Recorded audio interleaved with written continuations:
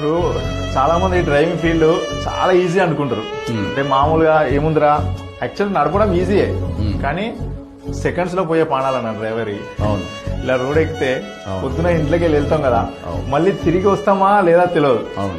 మామూలుగా అందరూ ఏదో జాబ్ చేసుకునేటోళ్ళు వెళ్తారు వస్తారు, కానీ రోడ్ ఎక్కిన ఎప్పుడు రోడ్డు మీదే. మా బతుకంటేనే రోడ్డు, డ్రైవర్ బతుకులే రోడ్డు మీద ఉంటాయి.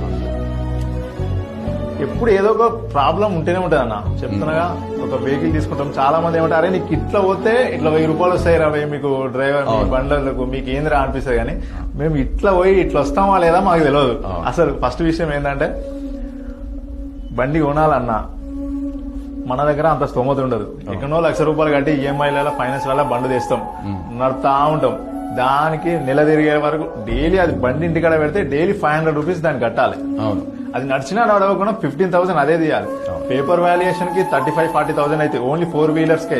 అది ఇంకా లారీలు అయితే ఇక చెప్పనవసరం లేదు. ఇంకా గూడ్స్ వెహికల్ ఈ డ్రైవర్ల పరిస్థితి ఇట్లుంటే, ఇంకా లారీల డ్రైవర్ల పరిస్థితి ఇంకా చాలా దారుణంగా ఉంటుంది అన్న. భార్య పిల్లల్ని అందరిని వదిలేసి పాపం వాళ్ళు నెలలు పోతుంటారు.